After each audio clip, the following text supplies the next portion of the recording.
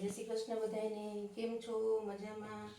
તો જો આપણે ઓફિસેથી ઘરે આવી ગયા છીએ અને નાના મોટું કામ બધું પતાવી લીધું અને આવીને સીધી માંડી છે રસોઈ. તો રસોઈમાં તો જો શાક તો હું રોજ સવારે બનાવીને જ જાઉં છું. તો રોટલી બાકી હોય તો આવીને રોટલી માંડવાની હતી, તો રોટલી મેં માંડી દીધી છે. અને જો આજે હું દાળ દૂધીનું શાક સવારે બનાવીને ગઈ હતી. દૂધી દાળનું શાક બનાવ્યું હતું.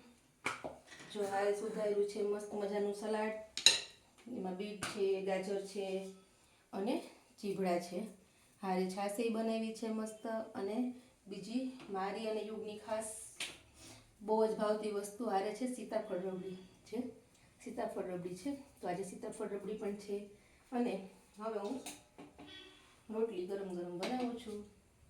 રોટલી બની જાય એટલે આપણે જમી લેવાનું છે અને જમીને પાછું ફટાફટ કામકાજ પતાવી અને ઓફિસે જવાનું છે. તો જલ્દી જલ્દી કામ પતાવી લઈએ, જમી લઈએ અને પછી પાછા કામે લાગીએ.